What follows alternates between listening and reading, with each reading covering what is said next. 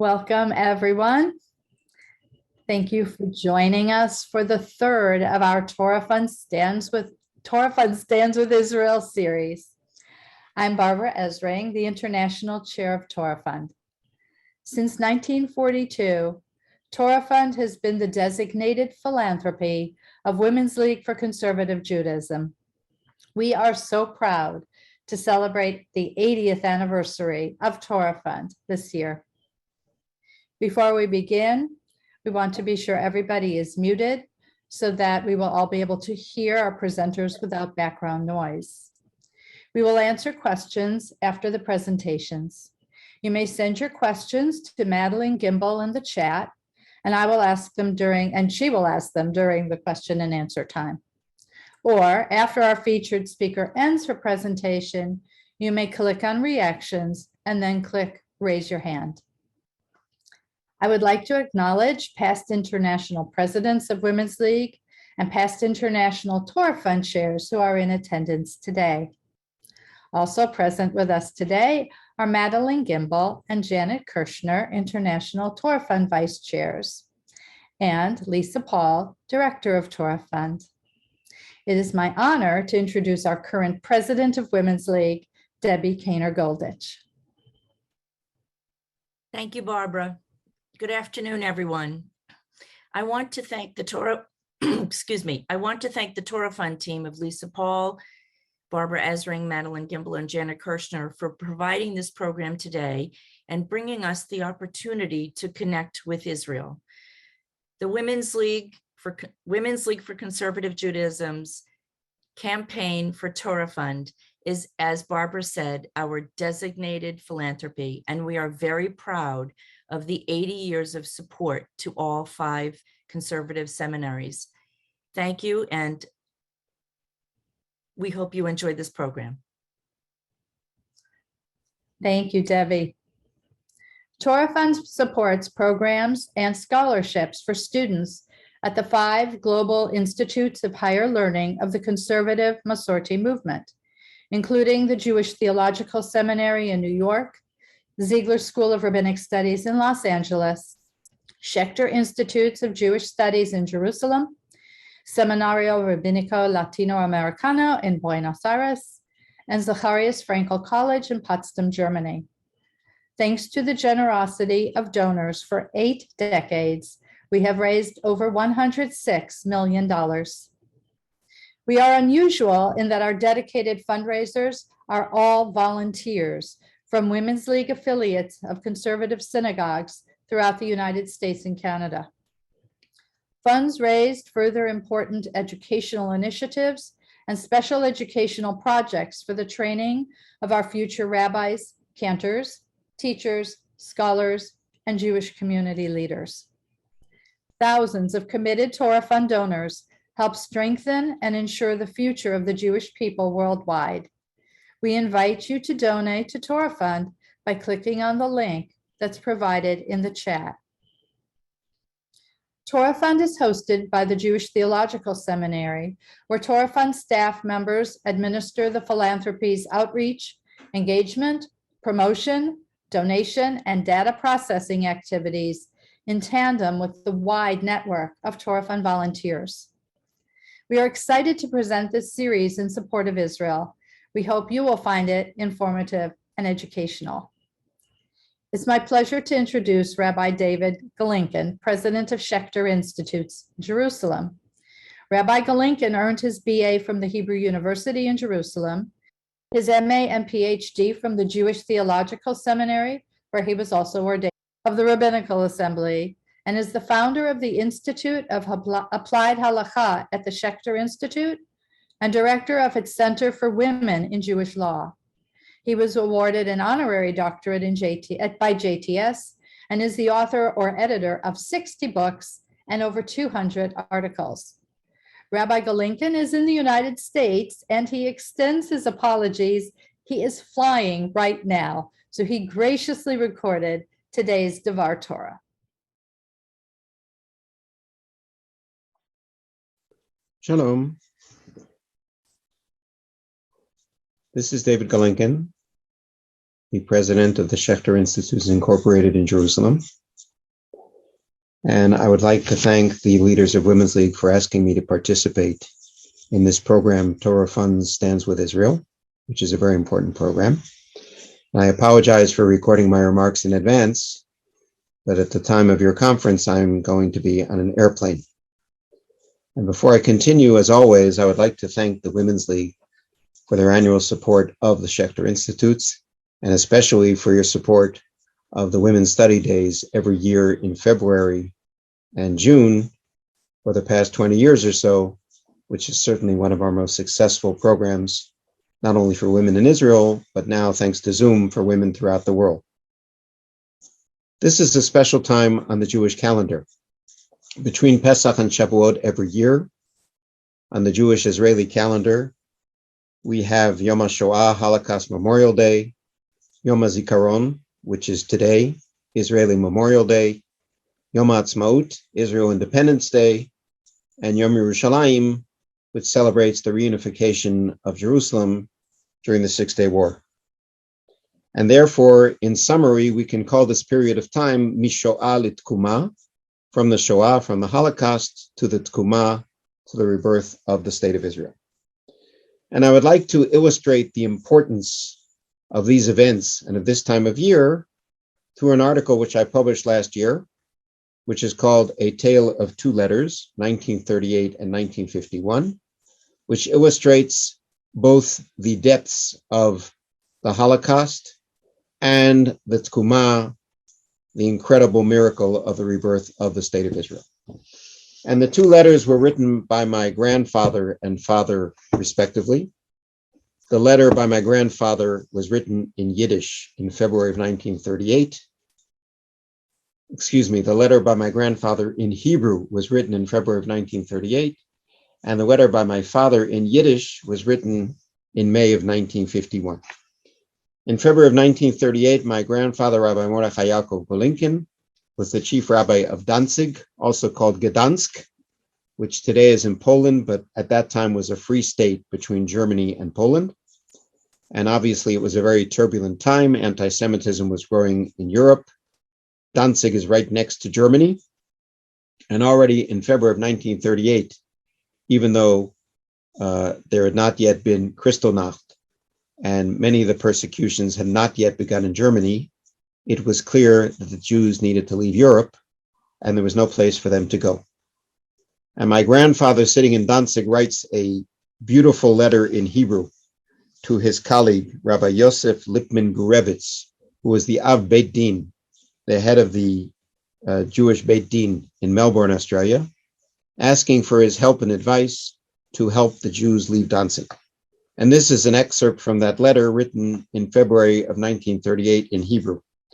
And behold, I am turning to him regarding a very unpleasant matter. He uses the third person. And this is the matter. His Excellency surely knows of the spirit of racial hatred which has been wreaking havoc here recently, which cannot be described. And our Jewish brothers are in trouble and distress without any place to which they can flee. And it occurred to the members of our community, and they advised me that I should turn to His Excellency with both a question and a request, to try to learn correctly and to inform me in detail what are the possibilities, at least for individuals, if not for many of our fellow Jews, to enter and support themselves in his country, i.e. Australia. For at this time, when all the gates are being locked for general emigration, one should not give up on the emigration of even one individual. The information from HIAS, Hebrew Immigrant Aid Society, is too general and official, but we must know in detail the appropriate ways for individuals which cannot be learned from generalities. For example, is there a possibility for young people to enter there as students of some university or seminary? And if there are stipends to support them, or whether they can be found there generous communities or individuals who will worry about them support. What are the possibilities available to merchants and craftsmen? Is there room there for Hebrew teachers and cantors and ritual slaughterers? We also need to know what are the prospects for capitalists, and what is the amount considered capital in your country? The ritual slaughterers and cantors that I am asking about are not from my community, but rather immigrants who came here. In other words, Rabbi Mordechai Yaakov Galinkin is worried not only about the members of his own community, but about people who have fled to Danzig from other countries and are looking for a place to emigrate to hide from the Germans. And he continues, all the details and conditions of entry, to whom should we turn, and the amount of money that one should enter with.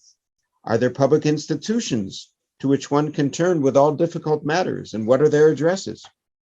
I hope that His Excellency will forgive me for bothering him with such a difficult matter, for he should understand that I do not do so out of malice, but rather the necessity of the situation of my community forces me to do this. May His Excellency not think that my words written here are in black ink as it appears to the naked eye.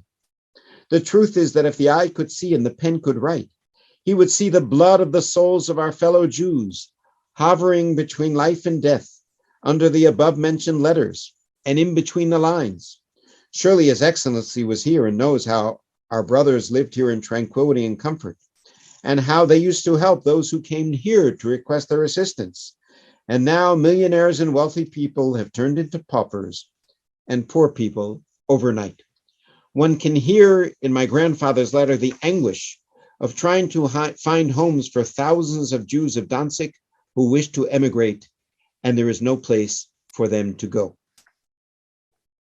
We skip forward to the year 1951, 13 years later, and this is 3 years after the rebirth of the State of Israel. And my father, Rabbi Noah Galinkin of blessed memory, purchases a bond. I'm going to show you a picture in a moment. This is not simply an Israel bond. It is the first Israel bond. As you can see, the letter on the side says WA000001, which is either the first Israel bond out of Washington, or perhaps the first Israel bond ever produced. And he bought it in honor of the first birthday of my first cousin, Israel Mayer Goldstein, whose name is written here. And needless to say, the bond was never cashed. So my father purchases the first Israel bond, and he does not have the piece of paper. The Israel bond is being sent in the mail to my cousin. And he writes him a letter in Yiddish. He's 1 year old. Of course, he can't understand the letter yet. And after saying that tomorrow will be your birthday, in May of 1951, your shining face will shine more than always. Your pleasant little smile will fill the house with joy. This is what he writes. Tomorrow you will receive in the mail a bond from our long dreamt of State of Israel. Today is the first day when bonds of the Jewish state will go on sale throughout the world. And you will be one of the first to receive a holy bond from the Holy Land, which will connect your young life with the great fulfilled dream and tens of Jewish generations. You were born in a great time, and as you grow up, let the bond serve you as one of the symbols of your connection to Israel and of your growth. Signed, your uncle, Noach. If you want to read the article, it's in my book, Responsa in a Moment, Volume 5, and also at the Schechter EDU website from April 2021. And now I would like to connect these two letters to the current war in Ukraine. In February of 1938, the Jews of Danzig and of Europe in general had nowhere to go. They were trapped in Europe, where most of the Jews were murdered by the Nazis. Today, thanks to the rebirth of Israel, the Jews of Ukraine and of Russia as well are not alone. They can make aliyah. They can come to Israel temporarily for a month or 5 months or a year. Israeli shlichim or emissaries can fly to Ukraine and Moldova and Romania and Poland to help them. Israel can set up a large field hospital outside of the city of Lviv, which it did for some 6 weeks, to help both Jews and non-Jews in Ukraine. We too at the Schechter Institutes have been very busy in the Ukraine since the war broke out on February 24th. We founded Midreshet Schechter in Ukraine over 30 years ago. And Midreshet Schechter consisted until the war of 4 synagogues in Kyiv, Kharkov, Odessa, and Chernovitz, as well as 4 schools, as well as Camp Ramah, Ukraine, which is going to celebrate its 30th anniversary this coming summer, and the Ramah family camps as well, along with our annual teachers seminar. But since February 24th, together with our partners in Masorti Olami, we have been engaged in an entirely different set of activities. We are no longer running a system of schools and synagogues in Ukraine. We are running a refugee agency to help not only the Jews in our own programs, but many other Jews as well.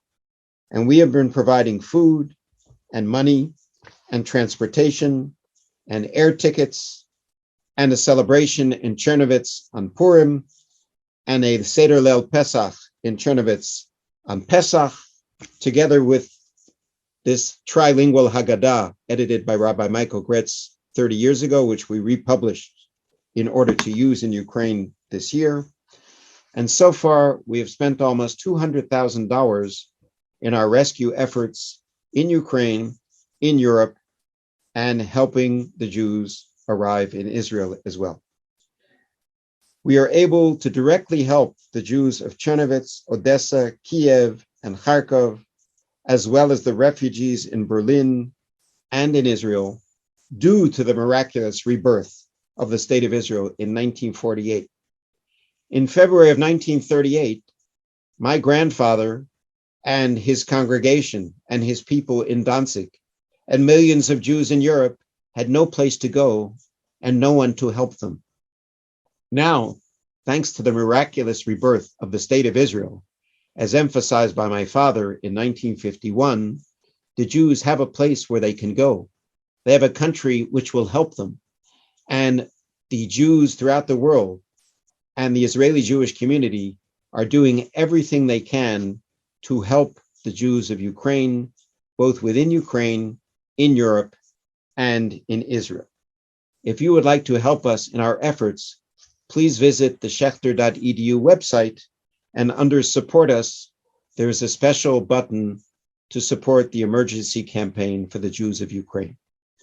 But we see from these two letters from 1938 and 1951 just how much the Jewish world changed in those 13 years. And we now know, 74 years after the rebirth of the State of Israel, what a miraculous event that was, and what a difference that has made, not only to the Jews in Israel, but to Jews throughout the world. And we hope that as the years go on, Israel will continue to worry and to be concerned and to protect Jews throughout the world, just as it has done for the past 74 years, and that Jews throughout the world will continue to support the State of Israel, just as they have done throughout the past 74 years. Toda Rabba and Shalom from Jerusalem. We thank Rabbi Galinkin for his very kind and wonderful words. And now it is my honor to introduce Alexandra Ben-Ari, Political Advisor, Embassy of Israel, Kyiv, Ukraine. Ms. Ben-Ari, who likes to be called Alex, is an Israeli diplomat and Director of Public Diplomacy, handling media, culture, academia, and Jewish communities. Prior to this post, she was in charge of educational innovation in the Russian-speaking Jewry division of the Jewish Agency for Israel.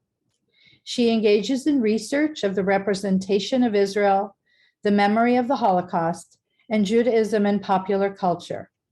Because of the war, she and embassy staff are stationed in Poland. Alex? So I just want to say thank you. I wanted to say that I myself as a part of the conservative Jewish community in Jerusalem, that the Jewish community in Jerusalem helped my family in a time of need. So me talking to you right now is being away at home, far from home. So thank you. And for me to represent for you what we as an embassy and we as MFA doing on the borders and what we did in Ukraine, I think the right way is to present my story, my personal, my professional story from my point of view. And I would be happy to tell it step by step and then answer your question. And I'm just checking that you can hear me now and is everything fine? Okay, so thank you. So my name is Alex and thank you for stating my short bio. I was born in Moscow I came to Israel in the big Aliyah of the 90s. And yes, most of my life, I was a Jewish educator. I worked with the former Soviet Union. 3 years ago, I changed courses and I wanted to be a diplomatic cadet. I finished the diplomatic course. And then I went for my first mission in Kyiv, and it wasn't boring at all. So I knew that I'm going to a region that's a bit, let's say, not as any other regions, that everything can happen, but nothing prepared us for this. And people saying that this war began, and we're saying it's not begun. There was always a war. This is an escalation, because even a year ago, we were in the same situation. We had Russian troops on the border, and we were ready for something to happen, and nothing happened. And maybe this is why it took us a long time to understand that something like this can happen. So for me, everything started on the 13th, because we had the message that we have 24 hours to tell to our families to pack everything and just go to Israel, 24 hours to say goodbye. And we didn't know when on how we're going to meet them again. And I'm jumping to the end of the story and saying that a week ago, my family finally joined me here in Warsaw after 3 long months. But then while we were saying goodbye, we didn't know what's going to happen. And the reason that we sent our families away was a warning sign to all the Israelis in Ukraine that if we are ready to say goodbye to our families, we're telling you, please leave. In Ukraine, there were, on the eve of the escalation, 15,000 Israelis and about 200,000 people from the Jewish community. And from that moment on, for the next week, I became the prophet of rage. I would go to about 10 or even 20 interviews a day on the television, on the radio, every Israeli news channel. I was saying the same thing. Israelis of Ukraine, please pack your bags and please go home back to Israel before something will happen, before the flights will stop. And everybody will ask me on the news, what you think is going to happen? Can you paint us a worst picture of what could happen? And I couldn't, because I guess that none of you could understand or think about what could happen, and neither did I. So I had 2 same answers. I would say, imagine that you have to spend a week without running water, without electricity, without the internet. Would you be ready for that? And the second thing I would say, please go home, sit on your couch in Israel, look at the TV, and scream your criticism at me, but do it from home. And this week, 4,000 people left. And up until this day, I'm asking myself, did I did a good job? And is 4,000 people is enough? Because those 4,000 people left before the war started, and they were safe. And I don't know if I could do 5 or I could do 6. And I don't think I will ever know that. We were living, we are 7 diplomats, and we were living on our suitcases. We would have to be ready in 20 minutes when a phone call would come. And when it did come, it took us 17 minutes to pack everything. And we had to leave Kyiv. And it was before everything really started. And I remembering packing my grandfather Kos Kiddush, putting it in my bag. And I think then I understood that I will not be coming back soon. We went to Lviv. It took us 7 hours to get to Lviv. And it was a pause, because Lviv is a beautiful city, full of tourism. We were living in a hotel, and for 24 hours, we felt safe. And we said that everything is going to be all right. And all the people that you meet now, and I meet a lot of people here from Ukraine, after a couple of minutes, the first question you're going to be asked is, where were you when the war started? So I was asleep. I had an interview planned at 7 o'clock with Galei Tzahal, Israeli radio, and they called me at 6 a.m. And I was looking at the phone thinking, you're calling me an hour early. I have my right to sleep. And they said, they're bombing Kyiv. And I opened the news. And before I finished scrolling the news, we had the alarm going on in Lviv. And that's when we understood that nothing is going to be the same for us. And when I say us, I mean us and you, because nothing is going to be the same again. Since when 24 February, when they decided to bomb Kyiv, because the world as we know it, as everybody know it, changed forever, and I think that you will agree with me. From that second on, the Israeli embassy had two main things that they had to do. First of all, we were the point of information because nobody knew what to do. We had phone lines. The second that you would answer the phone and then you would just finish it, there would be more and more telephone calls. Me and my staff, we were talking that if we choose to go to the bathroom and to take a shower, we would understand how many people we did not answer. And the sense of guilt, it's not the first time that I'm speaking about it, the sense of guilt that you cannot help everybody every time, it's overwhelming. People didn't know where to go, what to bring, what borders to go to, how to move, because there were no trains, of course, no flights, no buses. We would always and just explain to them the information. We would collect the information, we would post the information on all the languages that we could, and we will get a lot of phone calls, not from the Israelis, but from the Jewish community, not from the Jewish community, but from the Ukrainians, and we would help everybody and answer everybody. And the second thing are the documents. So that a lot of Israelis in Ukraine and their documents were outdated. So what we did, we would have to make their special document for them to pass the borders.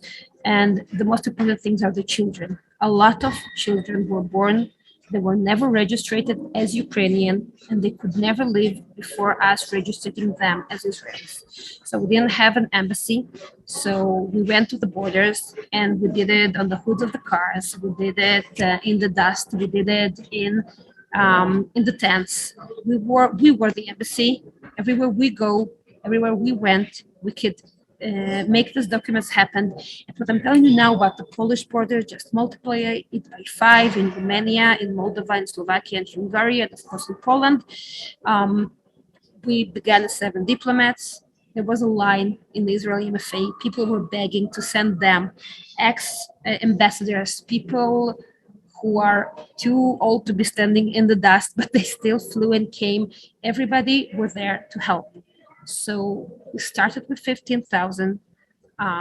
We went down to 8. And as I speak to you, there are only 1,500 Israelis left in Ukraine, and they cannot leave. There are many stories, but I think that one of the main problems in the beginning of this was the humanitarian conditions on the borders. It took people 48 or 72 hours to stand in a traffic jam only to pass the borders. So in the beginning, they would call us and tell us that there's, well, for an example, a woman, she had a 3-week-old baby and she ran out of diapers, she ran out of food, and she was in this jam.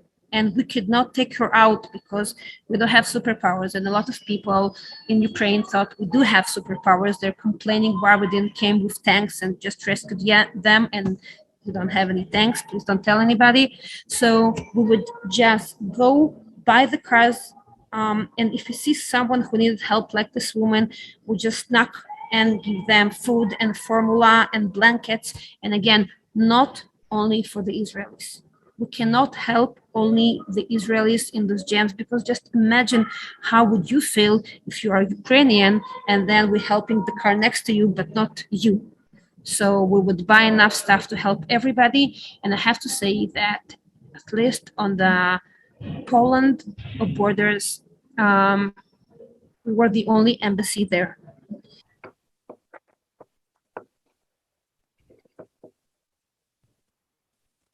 Can you hear me now? Yes. And much better. Okay, hi. So, okay, everything is okay. Technology is our friend, they're an enemy in the same time. So I'm going to be faster because of the time that they lost. What I'm going to say is what we did on the borders is to help people that does not have any documents. But I think that one of the stories that nobody talks about is the surrogate mothers. There's a lot of surrogate mothers in Ukraine, so families in Israel who cannot have children. They're using Ukraine as surrogate. And why Ukraine? Because in Ukraine is it's very healthy. And when you do it with Ukraine, you know that the mothers are treated right, in a right way, and the embassy is supervising this. But you cannot tell to the women when to give birth. And if it's war, it's war. So the second that she gives birth, the parents cannot take the child out because it will be kidnapping. So we had to be a part of it and do all the legal papers on the spot. So this is another thing that we had to take care of. So we have the people with Israeli passports. We have the people who did Aliyah and went back, but they're still Israeli citizens. We have people who were there on vacations. We have, well, I will say the word stupid because it is stupid for me, stupid stories for mothers who went and put their daughter or their son with the grandmothers, and then they left to Israel and they took their passports away. So we have children stranded in Ukraine and nobody can bring them in. So all of those people need help. We were on the border then. We moved to Poland and we were traveling every day in Ukraine to the border to help them. So you ask about the Jewish community. So the Jewish community, and I have to praise the Jewish Agency for that. They're doing a wonderful job. They did everything so that everybody from the Jewish community who want to do Aliyah can do Aliyah. But you know what the problem is? The problem is that a lot of men cannot leave Ukraine because if you're over 18 and under 60, you have to stay in Ukraine. If you have the right to do Aliyah, even if you have an Israeli and Ukrainian passport, you have to stay there. So if you would think about how this war looks from the Polish side, this is the war of women, because almost all the refugees are women. I'm going back to the time that I was working as a Jewish educator, and I was working with the children about the concept of our memory of the war, the Second World War, the First World War. And I remember printing out pictures, and I would give them and we'll give them crayons, and I will ask them to color it, because we have to understand that war is not black and white as we remember it in the movies and in history books. And this is what we see. We see here refugees in color. And I would never think that I would see that. I would never think that I would see war in color. And you see the refugees, and they have iPhones, and they have fancy bags and fancy shoes, but still all of their life is in this bag. And because they're women and they're alone, and they left their fathers or their sons or their husbands behind, so they carry all of this world on their shoulders. And you will see almost every family carrying a pet, because Ukrainian families always have a pet with them. And one of the things that we did is very fast. We organized that any person who are traveling to Israel will have no problem to bring their pet with them, because people would choose to stay if they had to leave their dog or cat behind. And we had to understand that. I mean, we cannot judge them because of that. As I tell Lisa before, even people try to bring their horses with them. I met with, here in Poland, I met with someone from the Ukrainian parliament that help people to bring their cats and their dogs. And some woman, she had 44 pit bulls. 44 pit bulls she took with them. So the stories are sometimes funny, and you have to think about the funny stories. But what I love most about being stationed at the border, before I will go and speak about the field hospital, is the language. Because if you had to guess which language is heard the most on the border, on the Polish side, by the volunteers, you had to guess Hebrew. Because there are now more than 14 Israeli, and I'm saying Israeli organizations on the border of Poland helping the refugees. And they don't care who they help. They help everybody who come. And I'm saying 14 Israeli organizations. I know about 4 Jewish organizations. Again, help everybody. And there are JCC and the Jewish Agency and Eben Ezer who helping the Olim and the Nitzolei Shoah and Righteous Among the Nations, but they will never say no to anyone. And we had this amazing story about an Israeli who decided that he's going to fight for Ukraine. and he got shot. He's okay, but he got shot. His leg got hurt. He was in the hospital. Our doctors talked to his doctors, but the story is not about him, but about his fiancée. His 18 years old fiancée, 36 weeks pregnant. And it took 4 organizations and 2 embassies, one in Kyiv and one in Warsaw, to bring her from Kyiv through Lviv, through Przemysh to Israel.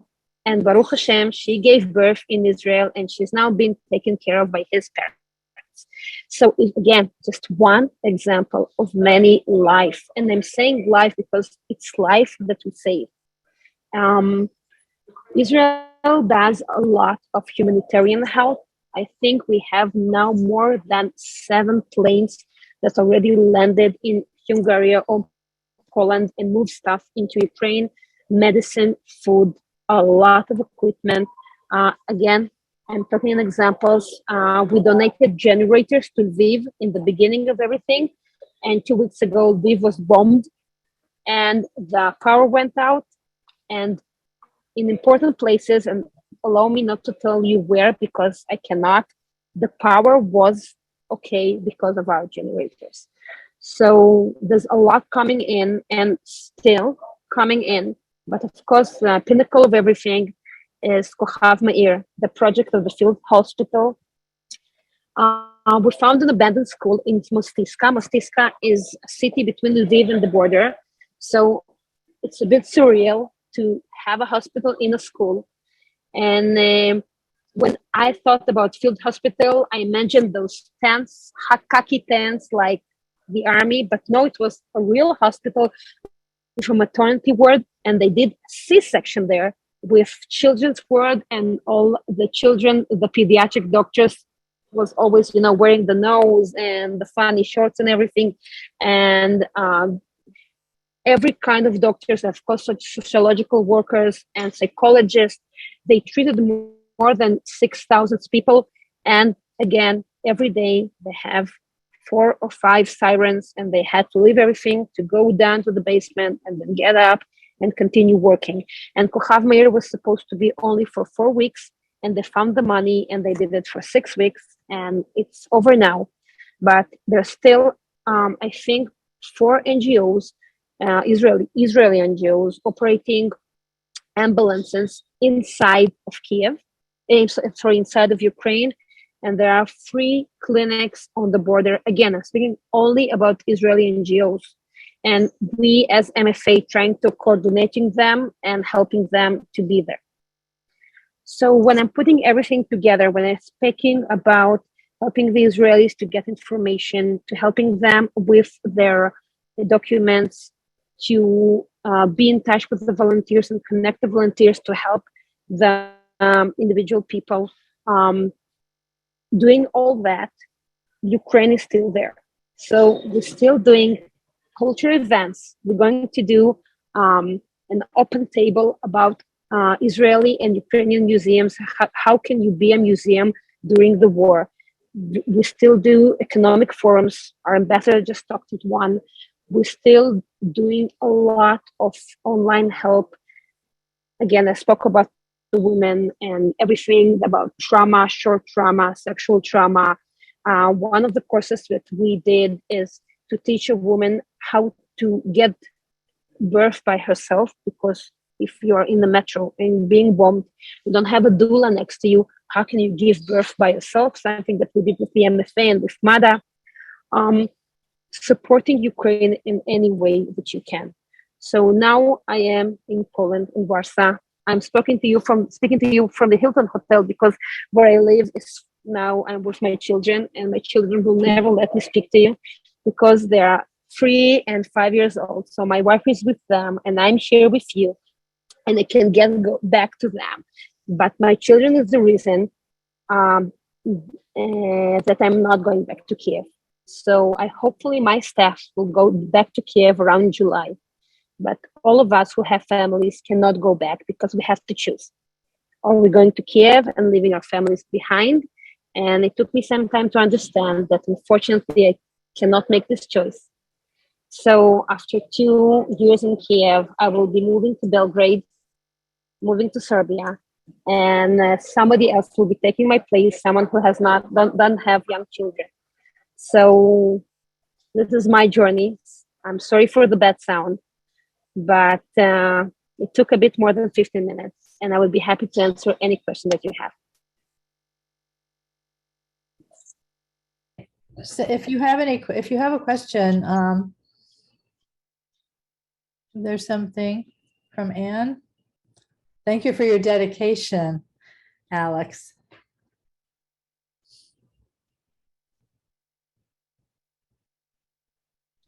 And thank you for Thank sharing. you for listening to me. Thank you for listening to me. Does anyone have any questions? So why am I not going to Israel? So I'm a cadet. I'm a diplomatic cadet. I have to fulfill 6 years of missions before I can go back to Israel.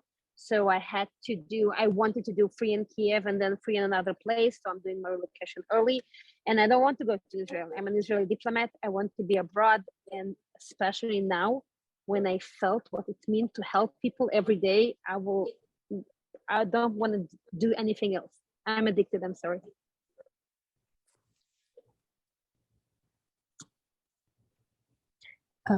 Were these people who immigrated to you? So some of them, well, I cannot say immigrated because you cannot immigrate to Ukraine, but they were living there for a long time. Some of them were visited, and I have to say, and it makes me a bit angry, but some of them came after we said that there's going to be a war, and they still came to do ski, and they just get stranded there. And a lot of people were asking us, why are you helping them? I mean, you tell them to go once, twice, a lot of times. Why are you still there? Why are you helping them? And I have to quote our Ministry of Foreign Affairs, that said that one of the main values of Israel is always help all Israelis in need and always help the Jewish communities. So as long as there are Israelis there, we are there. What kind of reactions from non-Jewish Ukrainians have you received? So I have to tell you that non-Jewish Ukrainians gave us much better reactions than the Israeli and the Jewish Ukrainians. So the Israelis in the beginning were criticizing us because we didn't came and rescued them. And they really believed that we have the power just to come into any city and to rescue them. And it's flattering to think that people think this about the NFA, but we can't do that. And the Jewish communities, they were criticizing us that we're not helping Ukraine enough. So being criticized by the Israelis and the Jewish communities, this criticism, we could saw it in the media, in the Ukrainian media, because if somebody feel that they have a right to criticize us, so media reprinted it. So in the beginning of the war, Israel were very low on the ratings in Ukraine, though we are very good friends. But as time passed by, and with all the help that we brought into Ukraine, we are now again in good relationships, and the criticism is a bit lower. That's what I say now for this time. And what organizations will accept the volunteers at the border to help? A long list. The Jewish organization are Kadena, Jewish Agency for Israel, and the JCC, the Free Jewish Organizations. Non-Jewish organizations, but Israeli organizations are Shomer HaTzair, Engineers Without Borders, Rescuers Without Borders, Natan, a great organization that always come to first comers to any places of conflict. Lev Echad, young people who just finished the army and they're just doing everything to help, physical help to everybody on the border, and the list goes on. So I don't see the question, so if you... How has the reuniting with the men left behind going? Any families reunited at this time? Are they in contact with their families? So we see a lot of refugees going away and then coming back. because they couldn't find themselves in Poland or other countries, or because they miss their family. And sometimes we see them going back, forth again and again. And it's not good for them, because the second time that they leave, we see them even more crushed. But because they know that the borders are open and then they can come back, so it's comforting. Even if they do come back, there are two types of men. There are men who are already in the army. So even if the family is in Ukraine, there's no connection, only by phone. But if the men just can't leave, so they can live together. But I know a lot of men who ask from their families, please go and stay away in Poland, in Germany, and any other places. I will feel safer if you're away from me. I think Karen put the link to make a donation through the Jewish Agency in the chat. There it is again. Before you left, did you work with the Ukrainian diplomats? Did they have to leave the embassy? So there are no Ukrainian diplomats in Ukraine, because there are only other embassies. We were not the first to leave. I would even say that Israel were one of the last embassies to be evacuated, because we have so many Israelis. So we did everything we can to help as many as we can while in Kyiv. And we were not the first to leave Lviv, and we did stay in Poland, very close to the borders. But now other embassies are coming back before us, because we don't have the resources that they have, because they have 50 people and they can find 2 or 3, and we have 7 people. So it takes a bit more time. And Israel is very precautious, and it's all about security. So only when we will feel that our diplomats are secure enough, we will fully return to work. And Susan wants to know, why doesn't the world know of these heroic stories? Well, I'm talking to you. And one of the reasons I'm talking to you, because I know that the women that hear me now have influence on the world. And you will not tell a story, but you will tell my story. And even if it's not perfect with a bad sound, and even if it's full of emotions and full of guilt, this is still a story to tell, because we are the Israeli diplomats, and we're people with families, without families. But as you were living this war, and we're trying to do the best. And it's just one thing that I'm grateful for. I know I will be able to tell my children, my grandchildren, I did something.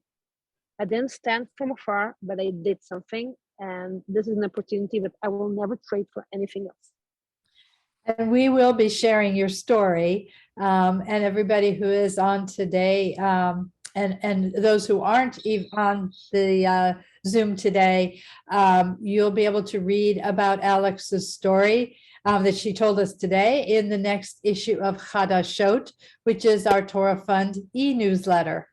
So if you are not receiving Chadashot yet, you can send an email to me at barbara@besring@wlcj.org, and we will make sure that you get on our list so that you can receive Chadashot. Send us your email address.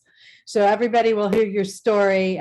We will send it out to our lists in Chadashot. And Shelley Swalbanes, thank you very much for being with us today and taking notes. Shelley is taking notes and will write your stories for us. Anybody else have any questions? Yes, Alex, we thank you. Yes, like May said, we do thank you. Thank you so much for sharing your stories with us today. It's really timely and so interesting. And I know we all wish you much success, and we wish your family, we want you all to be together and safe. So thank you very much for speaking with us today and for this really excellent briefing. And you can read all the chats. Divine Yeah, I am. I'm feeling that I'm ready. Passion. Thank you. It's so nice to be heard by powerful women who understand. And I said in the beginning, this war is about women. We have to empower women. We have to understand it. So thank you so much for hearing my story. And just again, one story of many. Thank you so much. Yes, we appreciate it. And I want to thank also all the women who worked behind the scenes to bring this program to fruition. I want to thank Lisa Paul, our Torah Fund Director, Rabbi Ellen Mullins Fields, Women's League Executive Director, and Karen Belina, Women's League Member Relations Manager. And a very special thank you to Karen for your tech support and your Zoom hosting today. It was excellent, and thank you so much. And we thank all of you for joining us today. Thank you for your support of Israel, and thank you for your support of Torah Fund, and enjoy the rest of your day.